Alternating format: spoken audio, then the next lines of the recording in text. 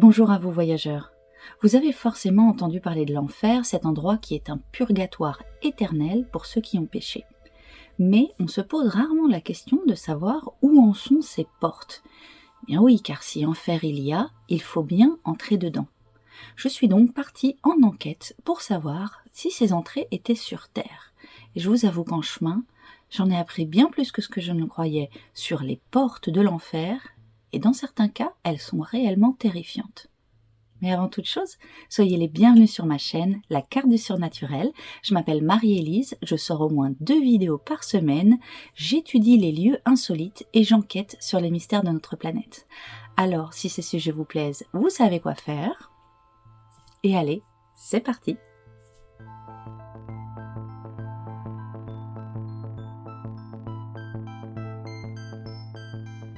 En introduction, on va déjà définir ce qu'est l'enfer. Le pape Jean-Paul II en parle comme un endroit mental qui incite à la repentance et au pardon des péchés. Il précise que cela peut être aussi un endroit métaphysique où les âmes n'étant pas dignes sont envoyées. Une notion très catholique, allez-vous me dire ? Bien pas tant que ça. Ce monde à la fois souterrain et hanté, destiné aux personnes maudites ou damnées, existe dans de très nombreuses civilisations. Dans cette vidéo, nous allons aller en République tchèque, Chine, Turquie, Islande et Turkménistan. Ces lieux peuvent être des grottes, des trous dans le sol, des temples et même des maisons, pour le moins flippantes. Enfin, vous allez voir.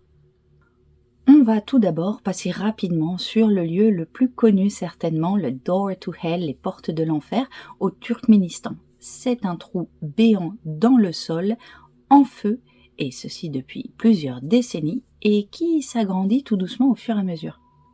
Quand j'ai commencé mon projet La Carte du Surnaturel, il y a une dizaine d'années, je dois bien avouer que ce cratère de Darvaza était un de mes lieux préférés. C'était pour moi une des pièces maîtresses de ma collection de lieux, car effectivement, ce trou béant en feu que l'on peut voir du ciel et même de l'espace proche, puisqu'en fait, il est visible sur les images satellites, je trouvais ça absolument fascinant. Depuis, mes recherches m'ont emmené bien plus loin, mais laissez-moi vous expliquer l'histoire de ce cratère. Les portes de l'enfer sont situées à environ 260 km au nord de la capitale turkmène qui s'appelle Ashgabat. Il mesure 60 mètres de large et 20 mètres de profondeur. Ces portes de l'enfer se sont formées en fait en 1971 quand des géologues soviétiques ont heurté lors d'un forage une poche de gaz dans le désert de Karakoum, provoquant un effondrement accidentel du sol. Voyant que du gaz naturel s'en échappait, les géologues soviétiques ont décidé d'y mettre le feu, pensant à tort qu'un jour, assez rapidement, cela allait s'atténuer et donc que le feu allait s'arrêter naturellement. Eh bien écoutez, il brûle depuis 50 ans maintenant. Comme je vous l'ai dit, c'est en plein milieu du désert et bien qu'aucun bus ne s'arrête là-bas, c'est devenu une attraction touristique et de nombreuses personnes affluent chaque jour pour essayer de voir cet endroit. Le président du Turkménistan lui-même a fait une vidéo à côté du trou de la porte de l'enfer pour en faire la publicité et c'est devenu un lieu touristique qui est pour le moins dangereux. Ils ont donc depuis assez récemment installé des barrières tout autour pour éviter des accidents. Accidents donc qui provoqueraient l'entrée involontaire dans l'enfer, alors qu'il y a quand même a priori tout un protocole à suivre et cela nous allons le comprendre en allant en Chine dans la cité hantée de Fengdu. Cette cité, vieille de 2000 ans, a été spécifiquement construite pour montrer comment on rentre en enfer selon les mythologies chinoises et bouddhistes. D'après Wikipédia, selon les croyances chinoises, il y a 3 étapes pour entrer en enfer. Il faut passer 3 tests avant de passer à ce qu'ils appellent eux la vie suivante. Ils doivent d'abord passer le pont de l'impuissance. Alors, ce pont de pierre a été construit sous la dynastie Ming et il constitue un test pour le bien et le mal. Il comporte 3 arches et seule celle du milieu est utilisée pour tester les personnes. Alors, il y a différents protocoles pour traverser le pont selon le sexe de la personne, son âge, son état civil. Au niveau du pont, il y a des démons qui autorisent ou interdisent le passage. Le bien est autorisé à traverser, tandis que le mal est poussé et tombe en contrebas. Alors aujourd'hui, c'est un site touristique où des acteurs symbolisant des démons arrêtent les touristes à l'entrée sur ce pont et finissent bien sûr par les laisser passer, mais afin de leur expliquer justement ce protocole très précis pour entrer en enfer. Ensuite, les morts doivent se diriger au Ghost Torturing Pass. C'est donc le passage à torture des fantômes et ils vont aller se présenter devant Yama, qui est le roi des enfers. C'est donc le deuxième test. Dans cet endroit, au niveau du temple, il y a de très grandes sculptures qui représentent des démons. Et le troisième test est effectué à l'entrée du palais de Yanxi, où les morts doivent se tenir debout sur un pied sur une pierre pendant 3 minutes. Selon la légende, une personne vertueuse y arrivera, tandis qu'une personne damnée et donc vouée à l'enfer n'y arrivera pas. C'est donc le troisième test. La cité de Fengdu deviendra probablement une île dans les années qui arrivent, due à la construction d'un barrage non loin. Et elle est réputée être hantée par des fantômes et des créatures surnaturelles. Ainsi donc, finalement, il n'est pas si facile de rentrer en enfer. Mais là, on ne nous a pas encore parlé de cette entrée de la porte. Alors allons un petit peu plus loin. De très nombreuses tribus et civilisations ont souvent pensé que les cavités naturelles étaient des portes d'entrée vers l'enfer, ou au moins le refuge du diable. Nous avons déjà parlé du gouffre de Padirac ici sur cette chaîne, c'est le cas. Et puis il y a aussi les cénotes, qui sont des gouffres d'effondrement remplis d'eau. Les Mayas pensaient que c'était des entrées vers le monde souterrain et donc vers l'enfer. En Islande, c'est la montagne Helka qui semble être liée à l'enfer. Cette superstition existe depuis le XIIe siècle. C'est un moine cistercien qui a commencé à expliquer que la population locale était persuadée que cette montagne était le refuge du diable. Pourquoi ? Tout simplement car la montagne Helka est un volcan extrêmement actif. Et c'est en 1104, notamment à l'occasion d'une éruption volcanique, que ces légendes ont commencé à être perpétrées. De nombreux faits étranges entourent cette montagne, avec notamment des personnes qui témoignent d'avoir vu des créatures volantes tout autour de la montagne, qui seraient les âmes perdues des défunts qui sont allés plonger dans cette porte de l'enfer. Et puis aujourd'hui, on raconte que c'est l'endroit où les sorcières viennent se réunir pour rencontrer le diable en personne. Bon, là on est sur des légendes un peu évidentes liées au feu qui immédiatement, un trou, du feu, la plupart des personnes pensent à l'enfer. Mais voyons s'il y a des constructions qui ont été faites et qui seraient l'entrée de ce monde souterrain.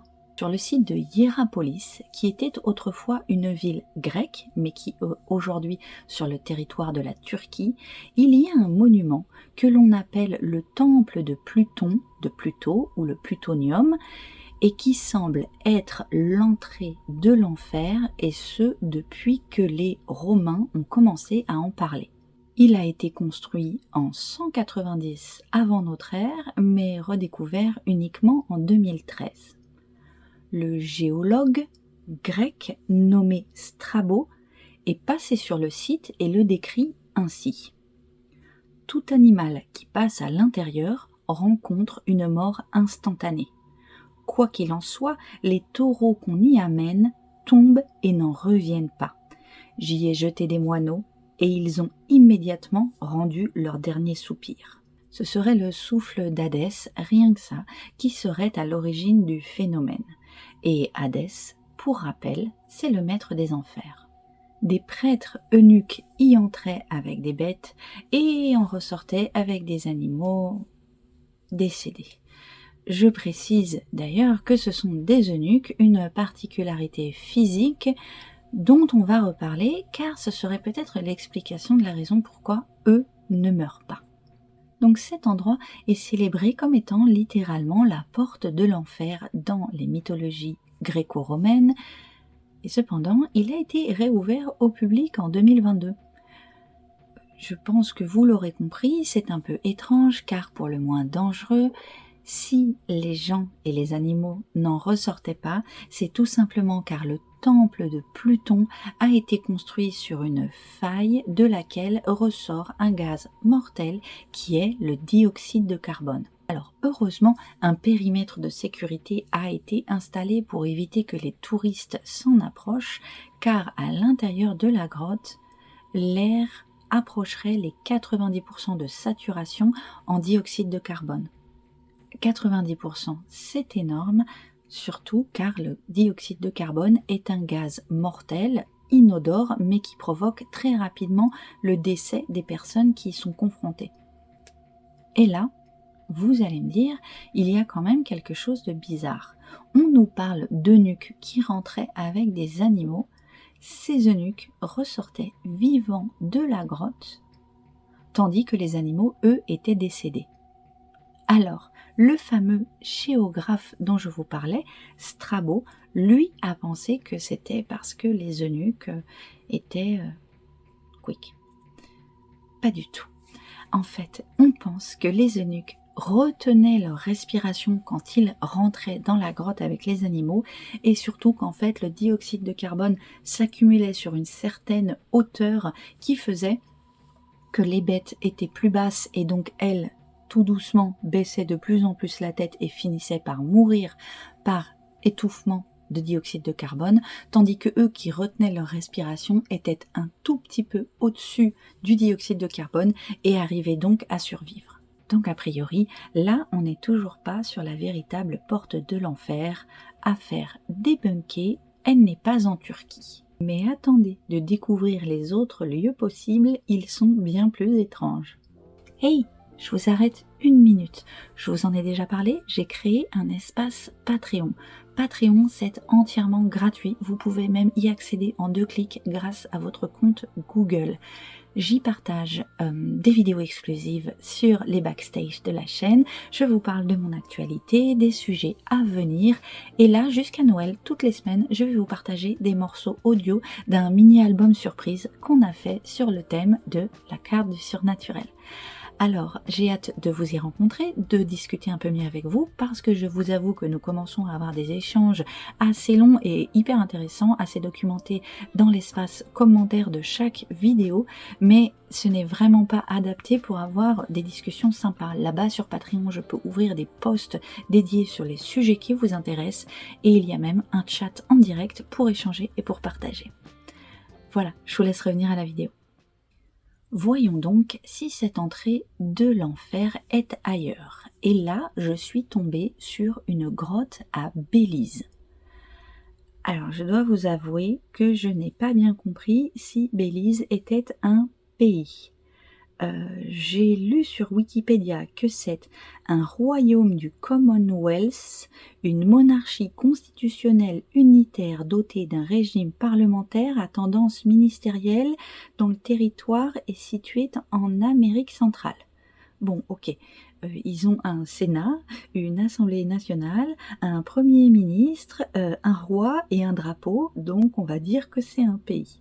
Et à Belize, au cœur de la jungle, il y a une grotte dont le nom veut dire la grotte du sépulcre de cristal. Le nom complet est Aktun Tunikil Muknal. Alors, elle est connue localement sous le nom de Xibalba. C'est beaucoup plus facile à prononcer. Donc, je vais l'appeler la grotte de Xibalba. Et dans cette grotte, il y a plein d'ossements humains, ainsi que des pots en grès et d'anciennes céramiques. C'était un lieu de sacrifice maya. Le site Voyage Belize explique.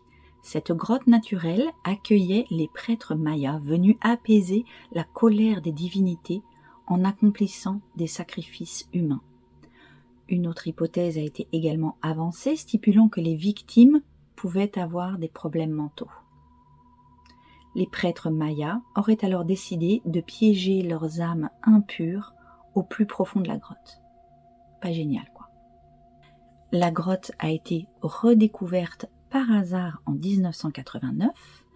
Elle est ornée de stalactites, de stalagmites. Elle fait 5 km de long. Il y a une rivière souterraine et de nombreuses sculptures. Les squelettes sont tous datés d'entre 700 et 900 de notre ère. La plus jeune victime avait 1 an. Et le squelette d'une jeune femme de 18 ans est présent sur place et il est présenté comme étant le point d'orgue de la visite. On parle de la jeune femme de cristal. Personnellement, je trouve que c'est assez horrible. En fait, les gens font tout ce trajet qui est assez dangereux dans la jungle pour entrer dans cette grotte et pour voir le squelette, les restes de cette jeune fille de 18 ans qui ont été calcifiés par le temps et qui semblent être en cristal car ils brillent. Ils ont donc un aspect cristallisé. Honnêtement, je trouve ça absolument irrespectueux d'en avoir fait le point d'orgue, la merveille de cette visite. Selon la National Geographic Society, cette grotte serait une des plus belles grottes sacrées du monde. Enfin là, on parle quand même d'une grotte qui est connue effectivement pour avoir été une grotte sacrificielle, mais où il y a des ossements sur le sol, dont les ossements de cette jeune femme que je ne vais pas vous montrer, qui ont été laissés là, à l'abandon, dans la position dans laquelle elle était, sur le sol, quand elle a été sacrifiée. Je trouve ça absolument irrespectueux. Même dans les catacombes dont on a déjà parlé sur cette chaîne, on est plus respectueux des corps des défunts où les ossements sont rangés joliment, chacun sa notion du joli, mais où en tout cas il y a une forme de respect des morts. Est-ce la porte de l'enfer ? Je vous avoue que moi, un endroit, situé en plein milieu de la jungle, où on vient pour regarder les restes calcifiés d'une jeune femme de 18 ans qui semble cristallisée, je trouve cela presque démoniaque. Et si ce n'est pas la porte du royaume de Satan, ceux qui y vont et qui en ressortent seraient-ils quelque part damnés ? Non, d'accord. Mais blague à part, franchement, la plupart des peuples ne font pas ce genre de choses. Peut-être que vous vous souvenez de ma vidéo sur les géants. Je vous la mets ici. Je montrais en illustration une photo de la reine d'Angleterre qui observait dans un musée le squelette de Charles Bynes qui aurait atteint les 2,35 m et certains parlent même de 2,50 m. Il faut savoir que là, c'était déjà dans un contexte scientifique. Les ossements avaient été mis en valeur pour qu'on comprenne l'intérêt scientifique de cette personne qui était quand même atteinte d'une maladie, l'acromégalie, et qui en avait souffert toute sa vie. Et ces restes ont été demandés à être retirés, et on a demandé à retirer ces restes par respect pour le défunt et sa famille. La gamine qui est cristallisée dans la grotte de Xibalba est posée là, au sol. Franchement, je ne trouve pas que ce soit d'un intérêt touristique et rituel, sacré, très, très intéressant. Bon, on a trouvé une grotte des enfers, c'est sûr, mais on ne sait pas si c'est vraiment l'entrée de l'enfer. Laissez-moi vous présenter le bâtiment qui suit et qui, à mon sens, l'est certainement. En République tchèque se trouve le château de Houska. Et là, peut-être que c'est moi qui ai une opinion particulière sur ce genre d'architecture, mais je suis persuadée que s'il y a un endroit sur Terre qui cache la porte des enfers, c'est bien ce château. Alors regardez, franchement, on le croirait tout droit sorti d'un film, d'une série, on se croirait à Sunnydale dans Buffy contre les vampires. J'ai tellement envie de le visiter, il est superbe, effrayant et flippant à la fois. Attendez donc connaître l'histoire.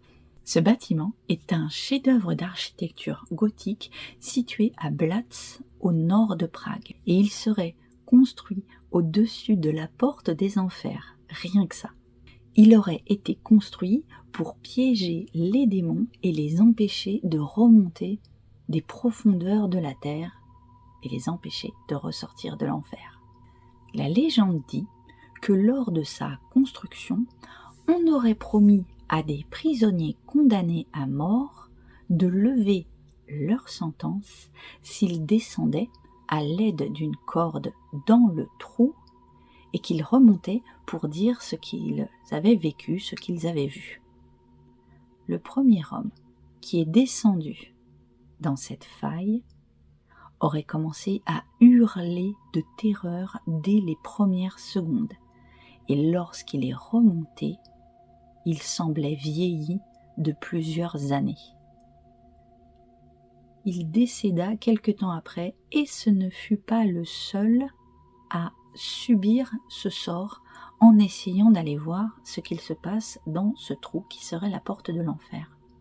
Le château a été construit sans arrivée d'eau, sans cuisine, sans fortification extérieure et sans qu'il soit prévu d'habiter dedans au démarrage.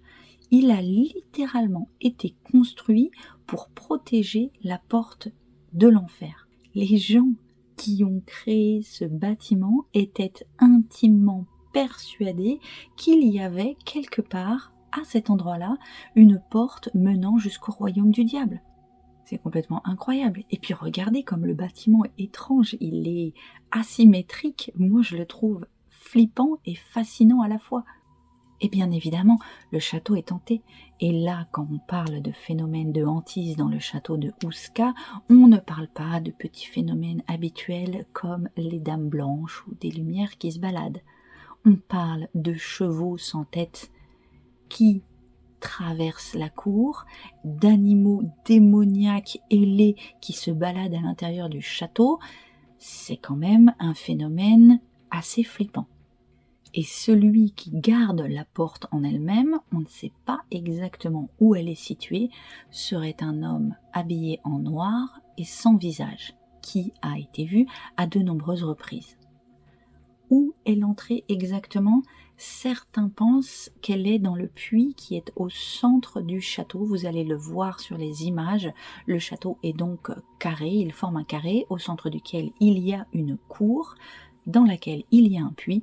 On pense que cela pourrait être l'entrée de l'enfer, mais on dit parfois qu'elle est cette entrée dans la chapelle qui a été construite dans le château. Et d'ailleurs, en parlant de la cour, des oiseaux morts sont régulièrement retrouvés à l'intérieur de cette enceinte. Et puis si ce n'est d'être entouré de légendes qui peuvent être imaginaires, il y a quand même eu des faits étranges dans ce château, puisqu'il y a un certain Ontoro qui est un chef de guerre suédois mercenaire qui se revendiquait d'être un sorcier utilisant la magie noire, qui s'y installa en 1639. L'histoire raconte qu'il faisait tellement peur aux habitants alentours qu'un jour ils se mirent en groupe et décidèrent d'aller jusqu'au château. Ils le trouvèrent en train de faire de l'alchimie, tentant de réaliser un élixir de vie éternelle, et l'assassinèrent. Comme souvent pour les endroits étranges, bien avant la construction du château, cet endroit aurait été le lieu d'établissement de peuplades celtes. Václav Hajdek, dans ses chroniques tchèques publiées en 1541, parle d'une étrange craquelure dans le calcaire de la colline. Ce serait un trou sans fond, d'où sortent des créatures mi-homme, mi-animal. Et les habitants se mirent à l'appeler le gouffre de l'enfer, l'évitant à tout prix, surtout la nuit venue. D'autant que toute personne passant à proximité aurait pu elle-même se transformer en créature. Construit au XIIIe siècle, le bâtiment a des fortifications, mais elles sont tournées vers l'intérieur, donc vers la cour. Il est donc évident que lors de sa construction, il servait non pas à se prémunir des envahisseurs, d'autant que d'après la documentation que j'ai vue, il n'y a pas de frontières, ce n'est pas un lieu stratégique. Il servait vraiment à éviter que quelque chose n'en sorte. Et puis, au moment de sa construction, il n'y avait même pas d'escalier qui menait du sol de la cour jusqu'au premier étage. Les habitants auraient essayé de jeter des cailloux dans le trou pour le boucher au fur et à mesure. Là, sans succès, le trou était sans fond, ils ne purent jamais le boucher. Et donc, finalement, il fut recouvert de plaques pour plus qu'on ne le voie et surtout éviter la sortie de ces créatures. La chapelle, qui est construite dans le château, est dédiée à l'archange Michael. Cet archange est le chef des armées de Dieu contre les démons. Et cette chapelle est assez particulière à plusieurs titres. Le site McGee's Ghost Tour l'explique très bien, je vais le citer. Des scènes de la crucifixion et de Saint Christophe sont représentées. Mais ce qui est étrange dans les fresques de la chapelle, c'est que sur l'un des murs, on peut voir une figure qui ne ressemble à aucune autre trouvée dans d'autres peintures de l'époque.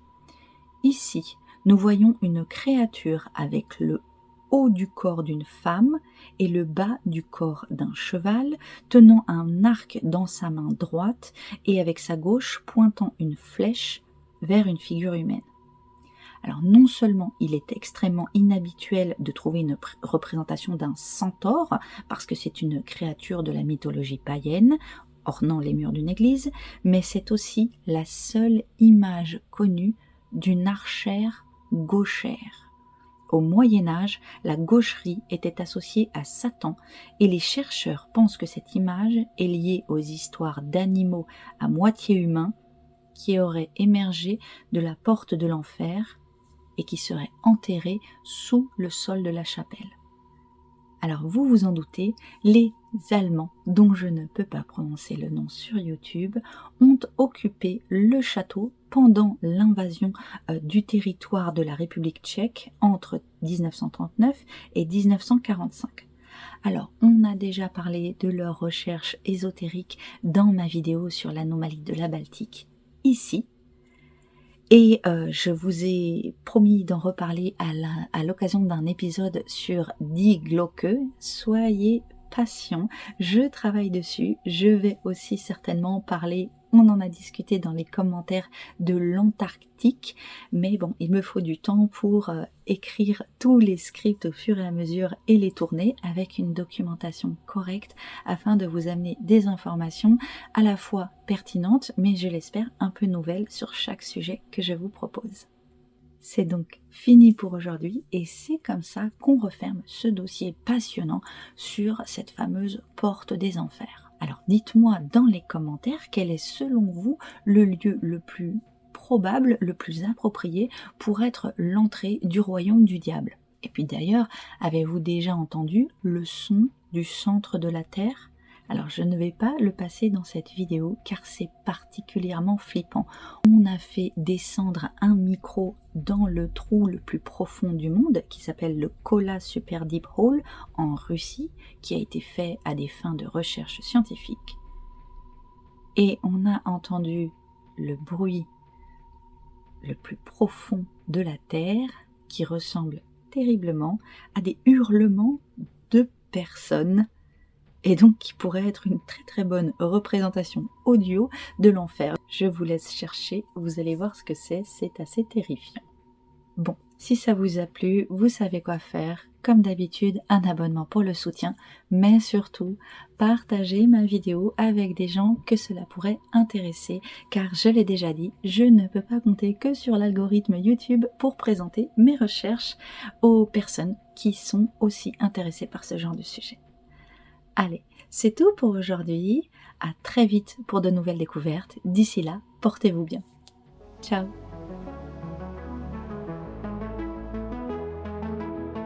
Elle roule seule sous le ciel sans fin, dans son camion chargé de dessins, des cartes anciennes, des mots effacés.